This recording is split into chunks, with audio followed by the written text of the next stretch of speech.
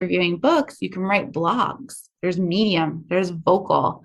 You can write blogs, you can write about different things that you're passionate about. And it's been really fun to do that stuff. Sometimes it's nice to just write, get something out there, get some ideas out there. And it's almost like it's cathartic, like it's therapeutic to write like that.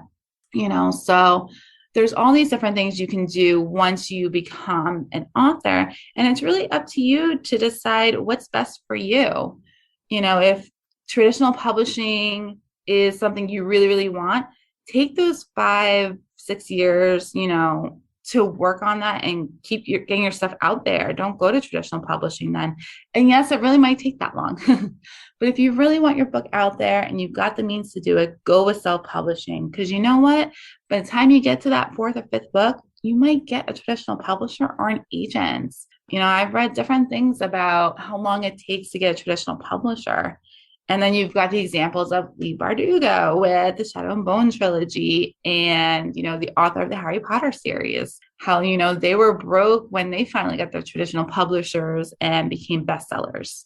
So, you can do it. If writing is something you love, then make it happen. And I just hope that this is kind of inspiring for anyone who really loves to write. If you're nervous about getting your book out there, then do what I did. Don't tell anybody. Just write it. That's exactly what I did.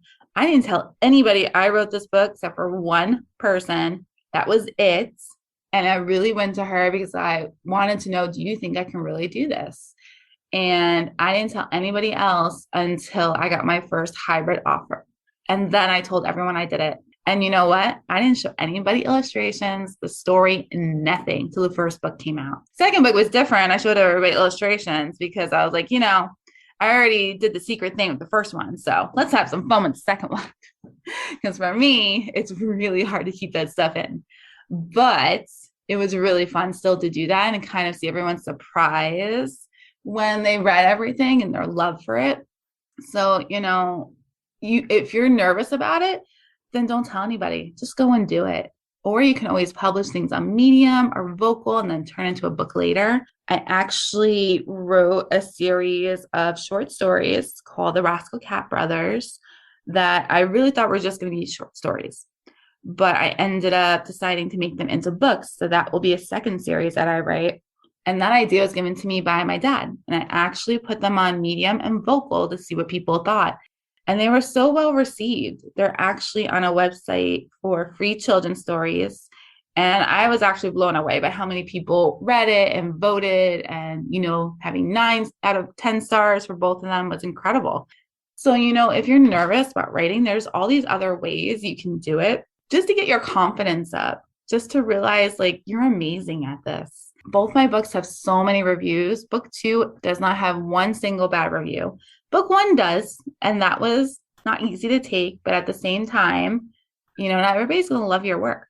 So, you just let it roll off you and you read the good ones instead, and that's something you can do having Medium and Vocal as well. And it could really increase your confidence. And some other advice I would give is just take your time in your writing. I really only write when I'm inspired. I don't force it. I just write when I'm inspired. And I've seen plenty of times in different blogs how people write when, they get inspired in the shower or when they're driving to work or just these random times they get inspired. And I tell you, it happens to me all the time. All the time I get randomly inspired. But, if that's what happens, go put it in your phone, go put it in your laptop and then work on it later.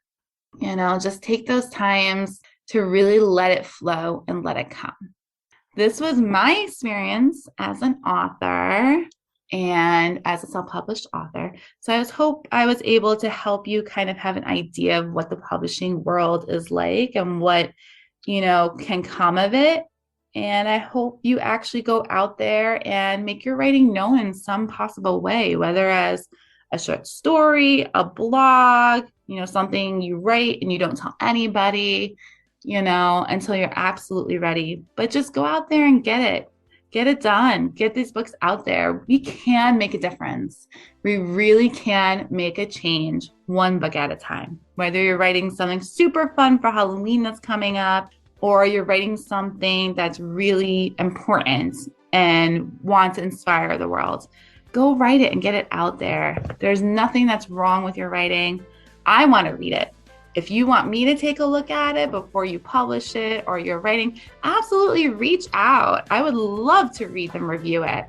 I would love to network and really make those relationships and help out other authors.